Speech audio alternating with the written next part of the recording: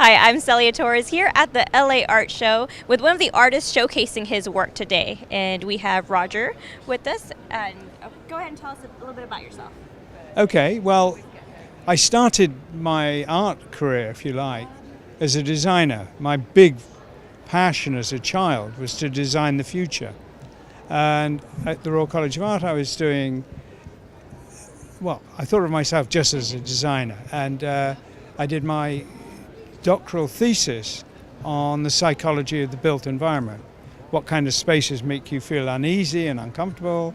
What kind of spaces make people feel tranquil and happy? And we built a few full-size prototypes of that. But my first project on leaving college was to design the interior of Ronnie Scott's jazz club. And he managed a rock band called Gun, and they'd had a hit single with a single called Race with the Devil, and I did an album cover for it. And Okay, so that was the start. 1968, so that was my first album cover. Wow. And I have done 3 or 4 a year since then, so maybe 130 album cover paintings. And tell us about the artwork that you have here today. I saw you signing some pictures earlier, some drawings. Yeah, well, I have paintings here. Most of my paintings are based on nature and real things, tweaked, so they're slightly different. So there's a painting over there with an owl, and every element of that painting is taken from life, but they're juxtaposed in a way that isn't real. So I'm very interested in craftsmanship, I'm very interested in nature, I'm very interested in making a world that for some reason speaks to me about a place I'd like to live or be or visit. Is that the message that you try to convey in your art, is this world that you envision? Or that tranquility? I have a conscious political aim when I'm working. I don't even have an unconscious one, but if I did, what I would say is I think we should leave our children and our grandchildren a better world. I'm very optimistic. I think we can.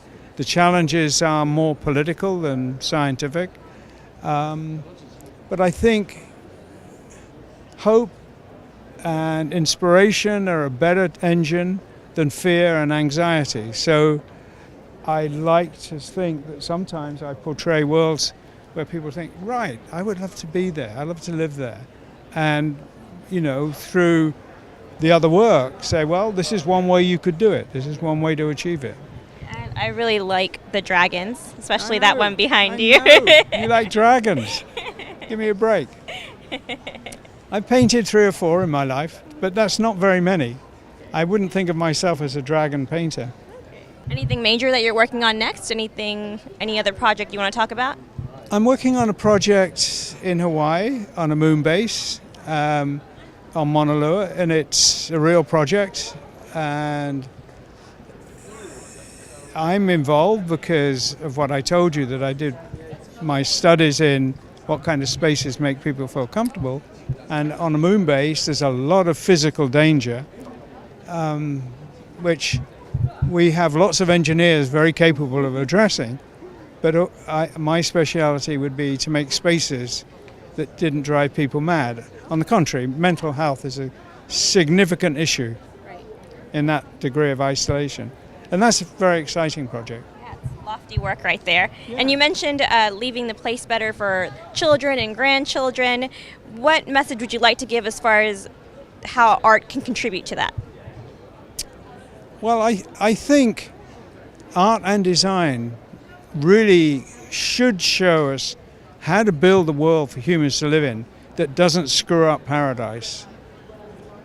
And better still, how to repair the damage that generations of humans have already done in industrial areas with pollution, but even building homes. We do it so badly.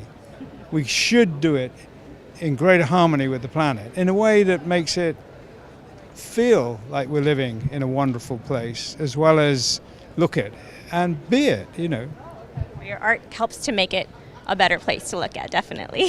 Of course. Thank you very much.